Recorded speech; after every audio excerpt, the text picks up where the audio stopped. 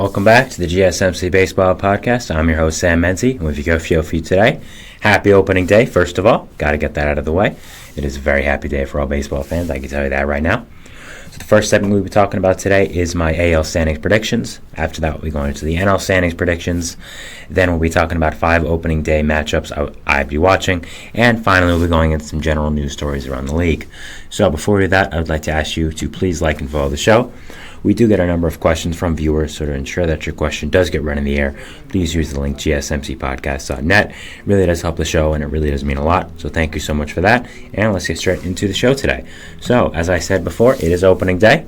I am very excited personally. I think everyone else is. It is officially opening day, as about 5 minutes before I went live, Mike Trout hit the first home run of the MLB season. Very fitting for a player like Trout to do it. And basically the season's officially underway, so I could not be more excited. So the first thing I do want to talk about is just steering kind of a little bit away from opening day. It is my standings predictions. So I've done my playoff predictions and my award predictions yesterday, but I did not get into my general standings predictions for each division. So we'll be talking about that. And let's get straight into it. So first, we'll be starting off with the AL for our first segment. So starting off the AL East, we'll be going from 5-1 for the East, Central, and then West. So, for number 5 in the AL East, I am going to be having the Boston Red Sox. Now, I don't think this is much of a surprise to anyone. I want to make it clear that this is not an indictment against the Red Sox. I don't think they're that bad. I really don't. It's just every team in that division is better than them, pretty simply put. I think the Red Sox are probably somewhere from 78 to an 82 win team. Just absolutely mediocre. And I think the teams above them in this division are better than mediocre. I think they're pretty good. So it's not really, again, a thing for the Red Sox. It's just the division they find themselves in. It's very, very good. So they're going to have a lot of good teams in that division. So that's why I do have them at number 5 here. At number 4, I have the Tampa Bay Rays. Now, kind of a surprise, I think, for maybe some people who are expecting them to be number 3. But I've talked about this a few times now. I'm just not that high in them going into the year. They have a lot of talent, don't get me wrong, but I think they have too many question marks for me to put them at number 3.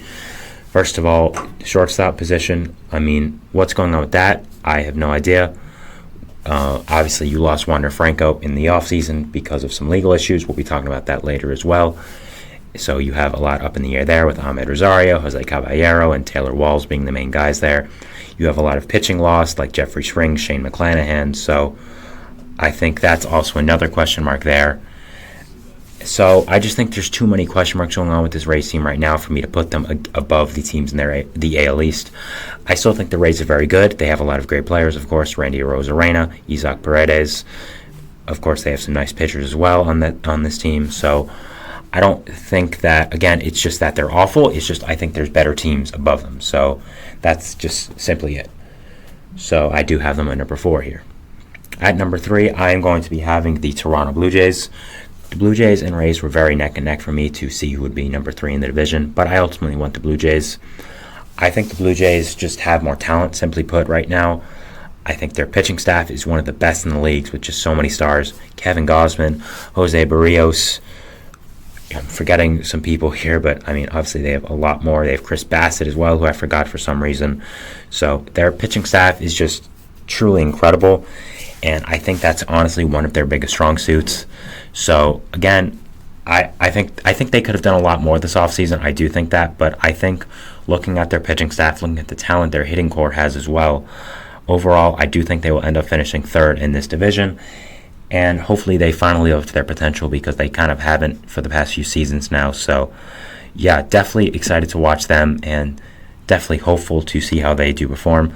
Also have Yusei Kikuchi, of course, and Alek Manoah, who is kind of a question mark. But Barrios, Bassett, Gausman, pretty great starting rotation. Added Yari Rodriguez in the offseason as well. So overall, very nice. After that, we have at number 2, as you know from last episode, you know who it is. It's going to be the New York Yankees.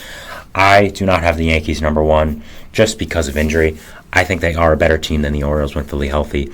But when you lose probably your best player to injury, that is going to affect your season a lot. And not only that, Judge is a little bit banged up.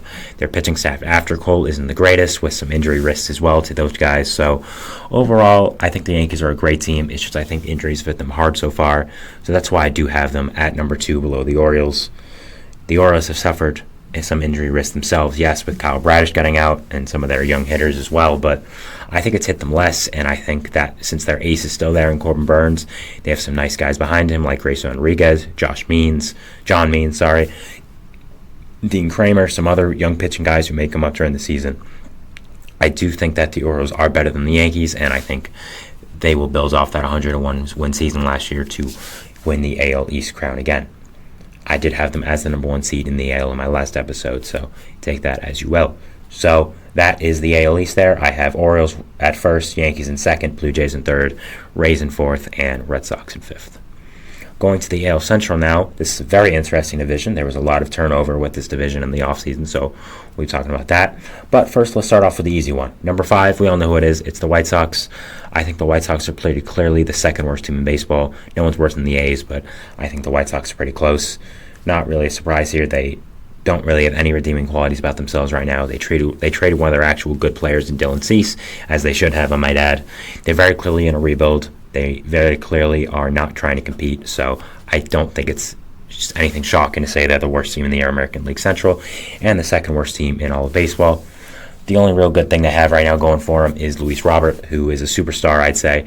But after that, there's really not much else going on there. So, yeah, I'd put the White Sox at 5, and I don't think that's saying anything too crazy here. At number 4, I have the Cleveland Guardians. Now, I might be a little bit lower on the Guardians than a lot of people. I just don't really believe in this team, simply put. They have some good pitching arms, but there's a lot of injury risk there. First of all, Tristan McKenzie, who was injured a big part of last year. Gavin Williams is already hurt for them. Shane Bieber, it might be a trade candidate at the trade deadline. And then their hitting is just not that good. They don't really have that big bat. I mean, they have Andres Jimenez, Jose Ramirez, Ramirez is a superstar, obviously. Jimenez is a good player, and then kind of after that, there's not much. You have Kyle Manzardo, but he's not even starting the year, and they won't be a roster. So, yeah, I'm just not very high in this team. I don't think they're very good, and I think they have to try to figure out a direction for this organization to go in and just not stay in mediocrity, simply put. So, at number 3, I have the Kansas City Royals. The Royals were the big surprise of the offseason, signing so many players in a few days. I honestly loved all their signings, and I'm glad they're trying to compete now. And I agree with their decision to try to compete. Honestly, I do think their window is open, and that's why I have them at number 3 and not number 5 or number 4 like we've had all these past few years. I think their pitching staff is pretty good, honestly. Cole Reagans, Brady Singer, Michael Wacha, Seth Lugo. I think those are 4 really solid starting pitchers. I think Reagans is a superstar. I am second in AL Cy Young voting. I think Singer's really, really good. I think Lugo's really, really good. I think Wacha's good. So I love the rotation. Bobby Witt Jr. is a great franchise guy at shortstop. Vinny Pasquantino's shown a lot at first base and DH. MJ Melendez is a really nice outfielder, but I kind of just think their pieces around are not great. Michael Garcia is good, but again, there's just not that much great stuff after that. I think their bullpen's kind of a miss, and the lineup outside of those main 3-4 core guys is just not that great. So I think the Royals are building upon something, and I think they'll be really good next year. But for this year right now, I have them at number 3. I do think they are an above-average team, but they're not amazing by any stretch of the imagination, unfortunately, for right now. At number 2, I have the Detroit Tigers. The Tigers had a lot of great moves this offseason, which I would be very happy about if I was a Tigers fan. First of all, they extended Colt Keith, was a really nice job by them, one of their top prospects. Sweet swinging lefty, second baseman, third baseman, a guy I am really high on for the future, and I think he's going to be very, very good.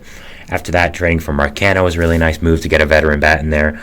Signing Gio Urshela was nice. Signing Jack Flaherty was a great add to the pitching staff. Kenta Maeda was a great add. Shelby Miller was a beautiful add to that bullpen. Same with Andrew Chafin. So I love what they did this offseason. I think they have other young players as well on this team, like Riley Green, like Spencer Torkelson, like Parker Meadows, who are also going to help with this team and getting them past that threshold of just mediocrity. And I don't think they'll compete with the AL Central crown, because I think the number 1 team, who we all know who it is at this point, is just simply much better than them. But I think both the Tigers and the Royals, I'll say, are building something and have clear visions for the first time in a long time. So if I was a Tigers fan or I was a Royals fan, I'd be very excited about the future, and I'd be very excited to see where my team does end up going.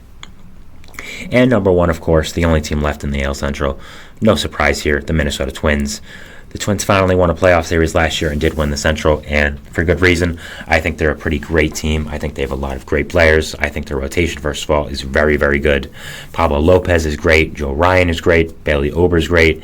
Even the younger guys like Chris Paddock, Simeon Woods-Richardson, Louis Varland, they're all really nice. So, yeah, I think that all these guys are pretty great and honestly just are going to fill out a very nice Twins pitching staff. I think they improve with the bullpen. I think the hitting core has always been pretty above average as well. Carlos Correa is hopefully going to bounce back. So is Byron Buxton. Added Carlos Santana, which I think was a nice add. So, yeah, really high in this Twins team. I think they're going to go far. And, yeah, I think they have a really nice team overall. Finally, let's move on to the AL West here. At number 5, I have, of course, the Oakland A's. Not much is needed to spend much time on them here. They're really bad. They don't have any redeeming qualities right now. They have some okay young players, but that's kind of it.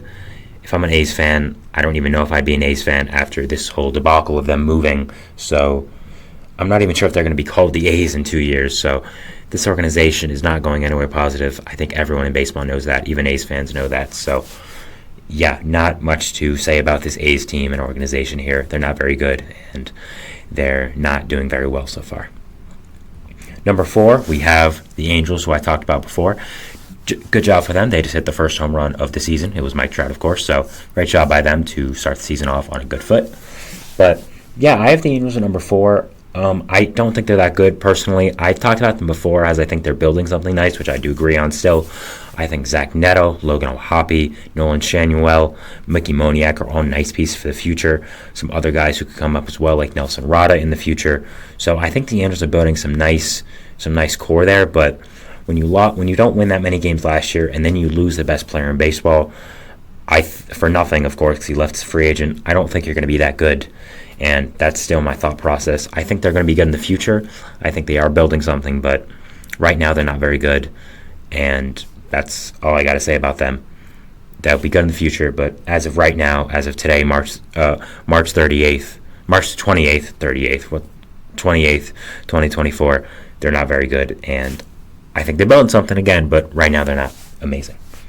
Number 3, now I had all 3 of these top teams making the playoffs. If you watched my yesterday episode, if you did not, go ahead and watch that. I have the AL playoff predictions, and then the day before that, I did NL with a guest. So if you want to watch those and see my full predictions, feel free to. I think it's pretty good content. I did make it. So number 3, I have the defending world champion Texas Rangers. Now, this could be a little low for them because they are defending world champions, but as I've stated before, their pitching is just not good.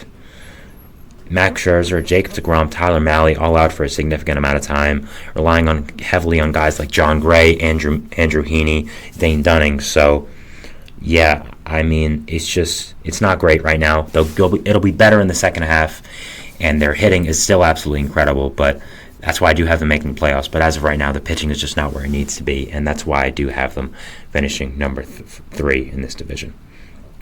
Number 2, I have the Seattle Mariners. The Mariners, I think, are finally going to make it back to the playoffs and have a great young team. I think their pitching staff is absolutely phenomenal. Luis Castillo, Emerson Hancock, George Kirby. Brian Wu got hurt, but when he comes back, he'll be very good. So I think that's great. I think they added a lot to this lineup. Jorge Polanco, Mitch Garver. You already have J.P. Crawford. You already have Julio Rodriguez, of course. So I think the Mariners have a lot going for them right now. I think they're going to be very good for the upcoming year. And, yeah, I'm really excited to watch them and see what does happen with this team. So, yeah.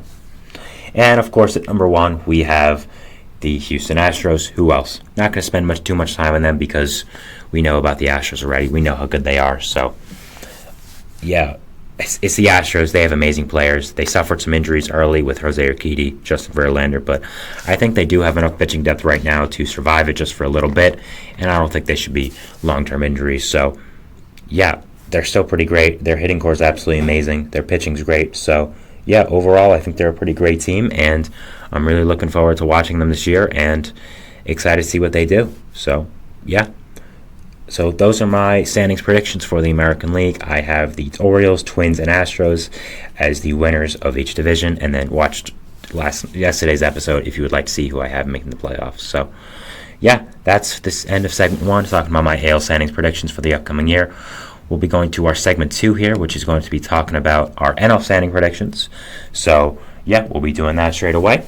And we'll see you after the break. So, thanks, and we'll update you if anything else happens in the games while I'm on break. So, see you then. See you after that. Bye.